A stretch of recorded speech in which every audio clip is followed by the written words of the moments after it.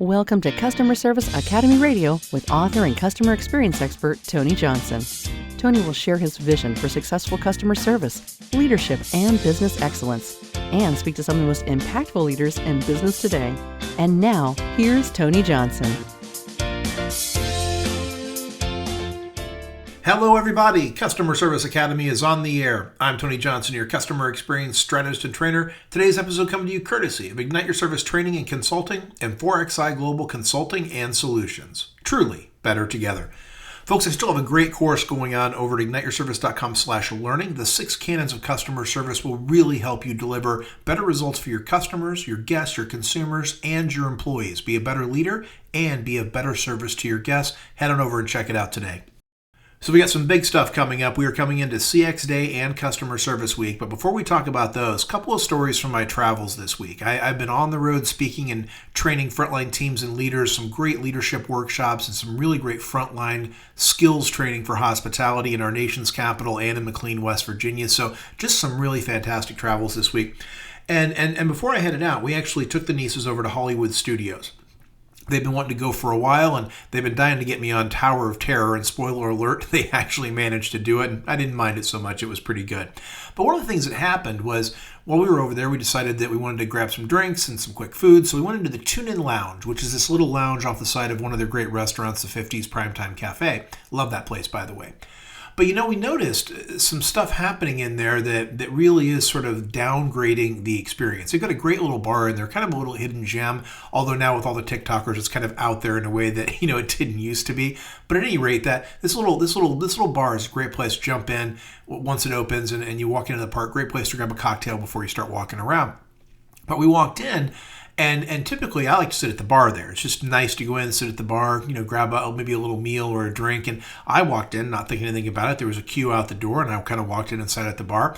And the bartender turned around and looked at me and said, "Well, that's fine that you're sitting there, but I will not serve you until the person that was at the end of the line gets served before you sat down."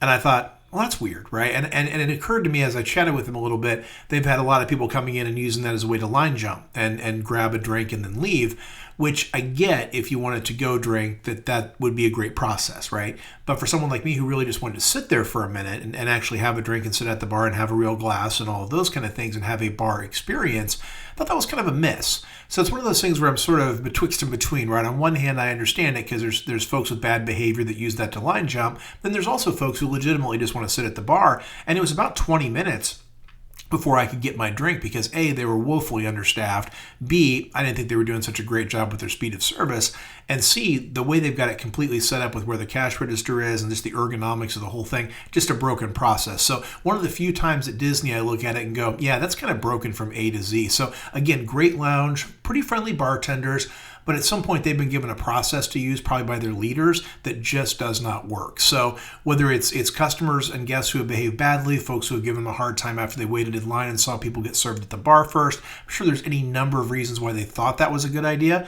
but I will tell you it is not. So really think about your process and your rules, your policies to remove that kind of friction pieces. And again, before you come for me, this is a bit of a hot take, but it is one of those things where I understand that they probably are doing it because of guest bad behavior, but it also penalizes a lot of other guests who are simply trying to enjoy the experience. So I get it that they have to walk a fine line there. Now, on the more positive side, I stayed at a DoubleTree this past week.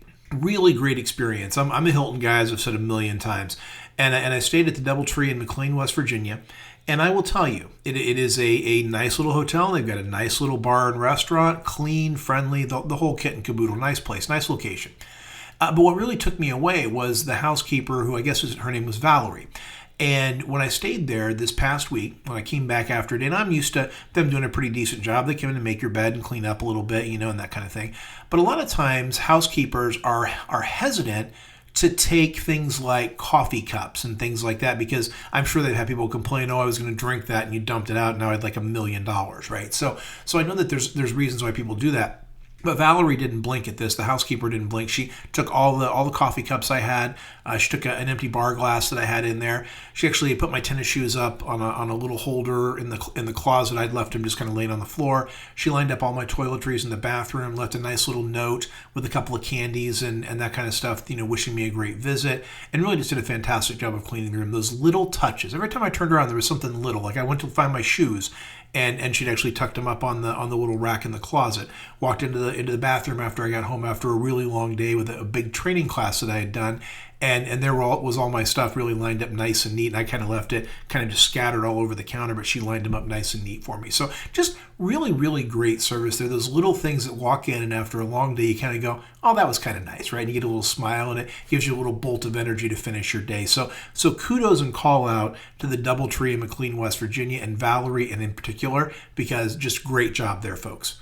So this week I want to dial in on two really important things. I want to dial in on CX Day, which is going to happen on October 1st, which is Tuesday, and Customer Service Week, which happens on October 7th through 11th this year. So those are the two key things I really want to talk about. And these are really important customer service, customer experience holidays, if you will. I mean, it's not like I put up my CX tree or anything, but they really are a huge deal and a great opportunity to center in on customers and employees and teams and really think about the way forward. So we're going to talk about a little bit of the history and background, talk about the themes, and then what can you do about it, right? Because you know me, I'm all about the how. I love that. So let's kick in here and start off by talking about CX Day, because that's going to be the first one you're going to experience. Again, that's on Tuesday, October 1st.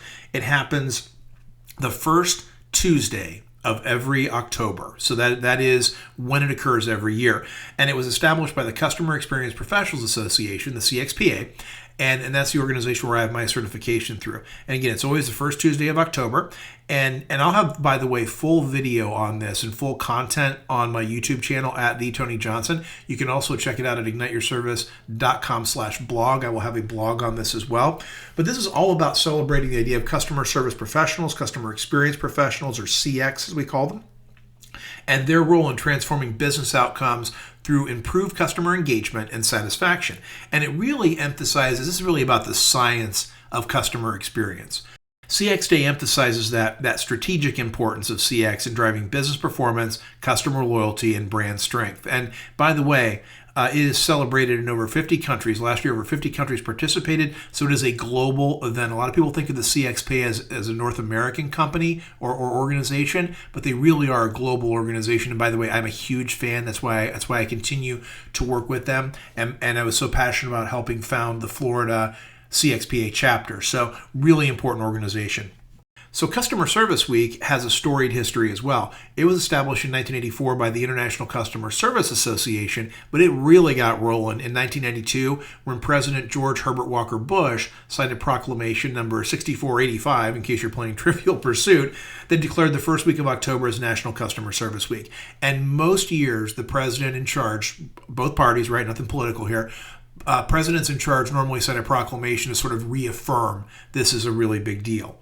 And there's really great language in that proclamation. Customer service is an essential component to any business or organization dedicated to delivering products and services that consistently exceed expectations. And that's really cool. It also calls attention, by the way, to the importance of the employee as that person on the front line who really takes care of the guest, the customer, whoever they're looking eyeball to eyeball to, but the fact that they are indeed the face of the brand. And it calls attention to that. It was kind of ahead of its time. So really interesting piece there, and a really great way to recenter. And again, this year, the 7th through the 11th of October is Customer Service Week.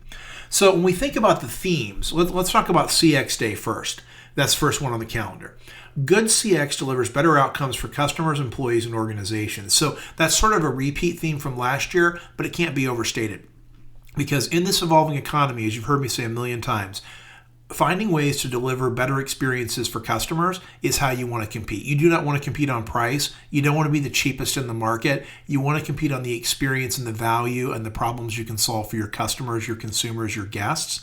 So it's a really important piece. And it also points back to one of the things that's happening out there if you are in customer experience, developing that credible proof that properly executed CX leads to better bottom lines. better financial results, stakeholder value, employee engagement, customer growth. Those are the things that really matter, and that's a key focus of CX Day and in general CX professionals across the world. The proof of business impact is needed to get that senior, that C-suite, that senior leadership, that CEO support for customer experience and continue to drive it forward as a differentiator, but you got to prove the ROI.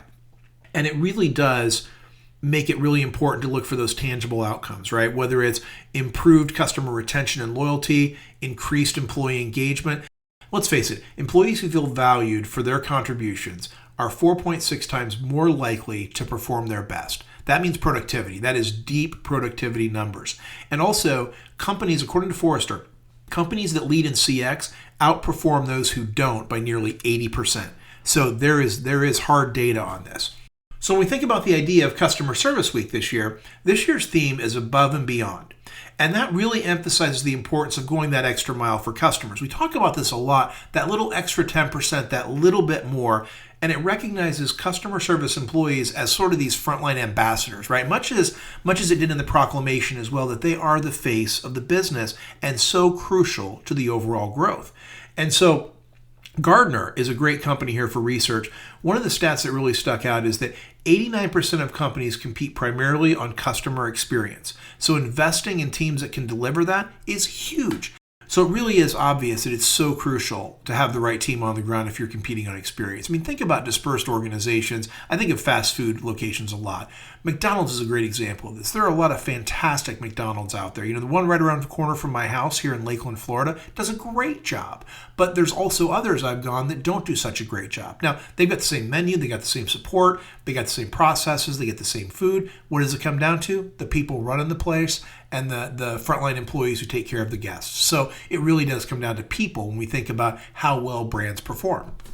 So when you think about how that comes to life, right? What are some key themes? Focusing on the long-term value of customer service, emphasizing the daily actions, those little touch points. In fact, I just did a session this week for a frontline team that has a tremendous vision for hospitality. But one of the things we did was talk about how as individuals do I actually bring that to life. So it was really great commentary, really great conversation.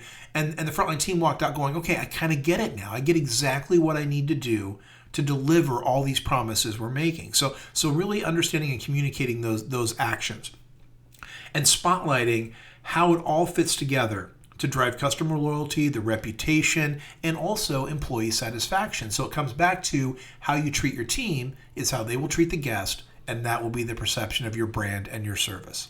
So when we really think about all of this starting to come together, CX Day matters because CX Day highlights the importance of investing in CX as a business function and as a growth engine, right? Because there's a lot of data out there showing that 10 to 15% revenue growth is not uncommon compared to companies that don't do a great job or don't lead with experience.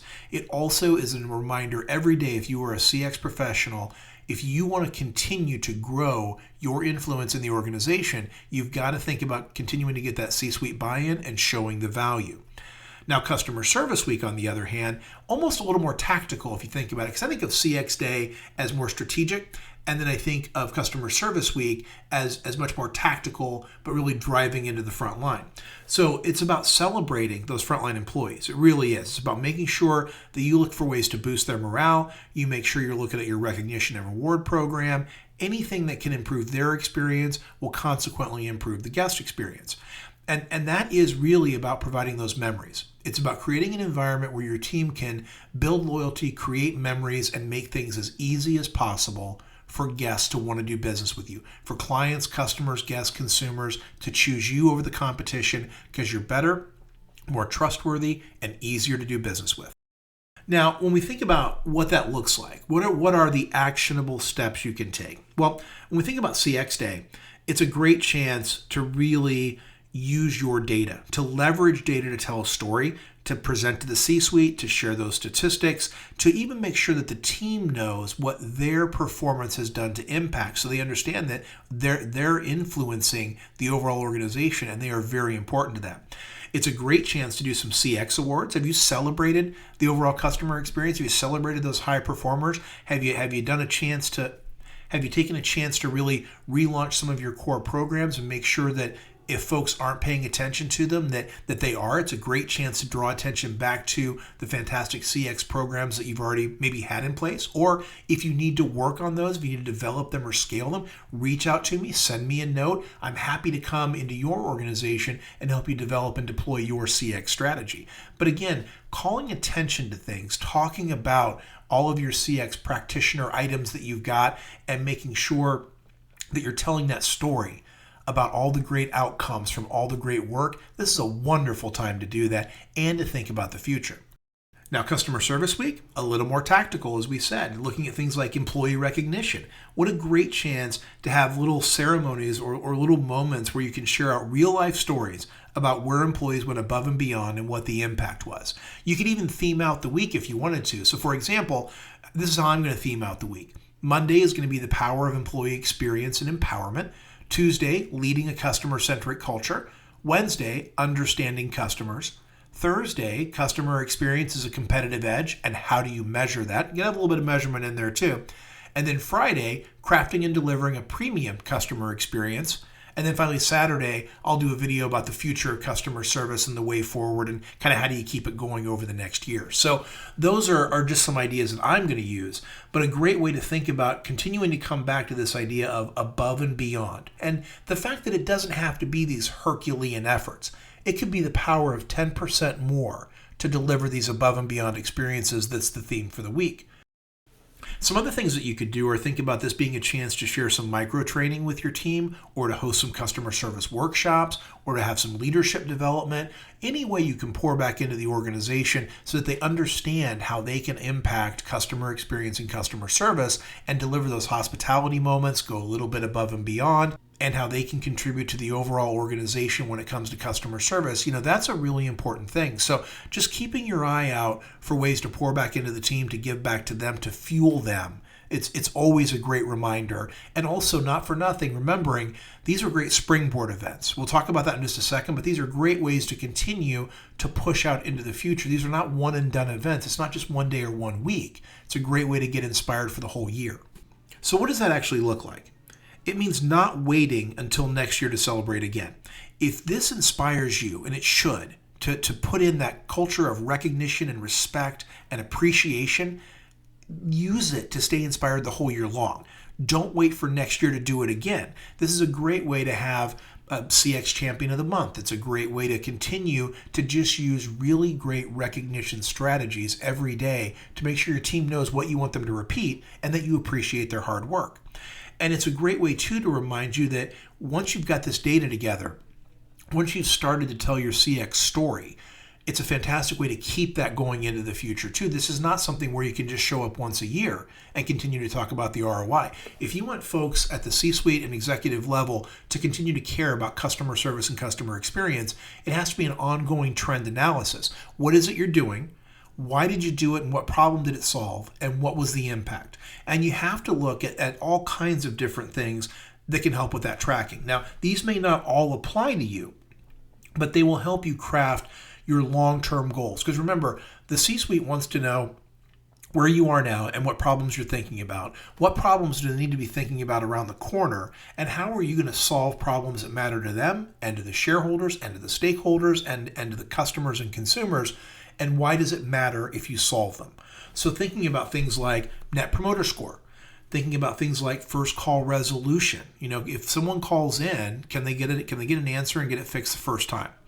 What's your overall customer satisfaction, or CSAT? And this is a note out there. If you are a client-facing organization, if you are a B2B organization, do not accept the fact that your client wants to hold on to all the customer data.